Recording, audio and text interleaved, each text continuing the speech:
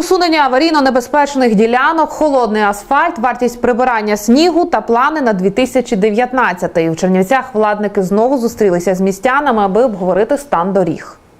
На зустріч з чиновниками прийшли декілька десятків чернівчан. Однак солодкого замовчування про нинішній стан доріг від очільника міста Василя Продана вони не почули. Бачимо, стан доріг в Чернівцях є незадовільний. Він не задовільняє ні мене, ні чернівчан. І називає секретар міськради об'єктивну причину такої ямковості. З 1 листопада по 1 лютого за цих 90 діб було, за даними гідромедцентру, було 67 днів, коли йшов сніг, і 60 діб, коли температура змінювалася з плюс на мінус, переходило 0. В той момент, коли воно йде переход з мінуса на плюс, плюса на мінус, вода заходить в всі пори, тріщини асфальту, замерзає, руйнує покриття, відповідно розмерзається, знову замерзає, знову розширяється, руйнує. Така ж руйнація доріг є і в інших містах. Ця зима випробовує і дороги, і міськшеп. Однак донині у Чернівцях не було технології, яка б дозволяла якісно проводити ямковий ремонт у мінусову температуру чи ж у відлигу, коли вибоїни залиті водою.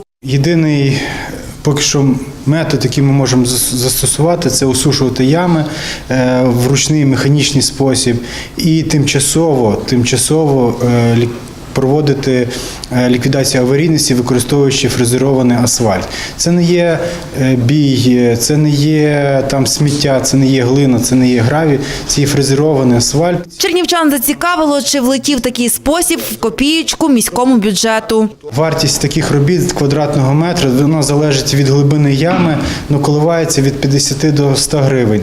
Сюди входять тільки витрати робочої сили і механізми.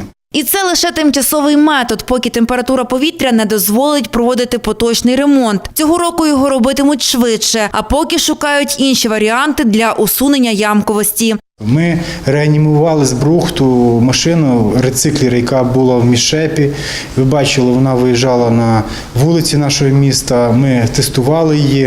В принципі, вона гарно себе показала, але вона занадто стара. Вивчає департамент і можливість придбання сучасної чеської машини, яка дозволяє асфальтувати дороги взимку завдяки інфратермочервоним пальникам. Її цієї зими вже випробовують львів'яни. Розглядають ще один, щоправда, дорожчий варіант – це холодний асфальт. Холодний асфальт, він є, це дорогий, вдвічі дорожчий, ніж звичайний асфальт. Вартість квадратного метра, якщо просто гарячого асфальту 1000 гривень, то цієї роботи коштує там 2000 гривень. Тобто вдвічі дорожче. Нині фінуправління міської ради вивчає доцільність та можливість придбання холодного асфальту. Машина називають її Олекса, не знаю, чи це правильно, чи неправильно, я не володію термінологією. Да. Вона є у нас, чи це десь орендувалася? Є. Може її задіяти? Ми думали над цим, але вона може працювати тільки при плюсових температурах, тому що там є бітум, він замерзає. Вказували чернівчани владникам на проблемні ділянки, які потребують ремонту. Червонюка там є на спуску з правої сторони люк, біля люка вже яма десь близько 20 сантиметрів в діаметрі навколо. За цей час 2 рази заробляли за цей термін.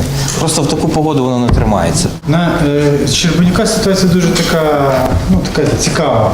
Коли підрядник робив роботи, він поламав фрезу через те, що напоровся на 2 люка, які були взагалі закопані. Під попереднім асфальтом, коли він знімав верхній слой, було два люка за... 2 люка. Їх ніхто не було на карті, ніде. І якраз в тому місці, де ви говорите, був ще нижче закопаний гідрант. Хто виконавець нанесення розмітки на вулиці Воробкевича? Дуже цікаво. Там гарантія є? Ні, взагалі сама ідея розмітки, по-перше, і по-друге, хто наносив. У вулиці Воробкевича розроблений проєкт організації дорожнього руху, розроблений інститут.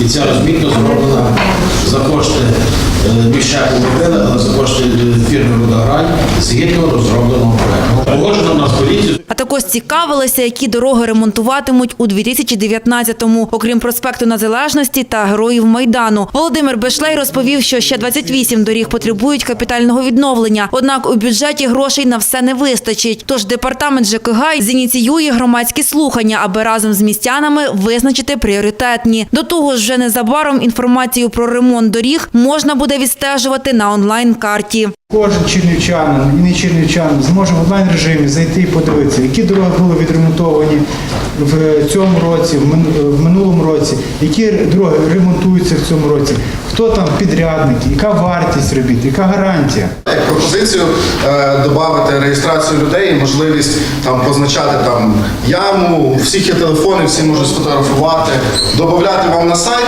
щоб це так само могли бачити всі інші люди, і ви б могли максимально швидко отримувати інформацію для основних. Цікавило чернівчан і прибирання снігу. Скільки витрачають грошей на прибирання снігу за цей сезон?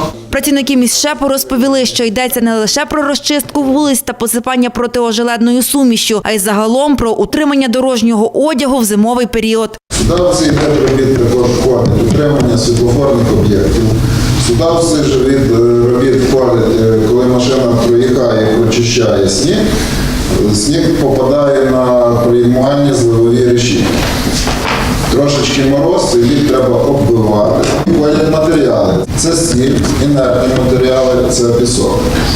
Утримання доріг входить цілодобове чергування. Загальна сума сягає до 10 мільйонів. Під час зустрічі чернівчани розпитували і про міжбудинкові проїзди, і тротуари. Згадали і про вулицю Ольги Кобилянської.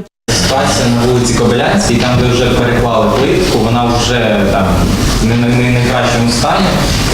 Тобто це мотивує через те, що приватні підприємці, які там працюють до своїх магазинів заїжджають на автомобілях і цим самим руйнують плитку. Ми вже прийняли рішення і на наступному тижні повністю перекриємо Кобилянську, визначимо відповідального, у кого буде ключ, і туди більше жодна машина не заїде.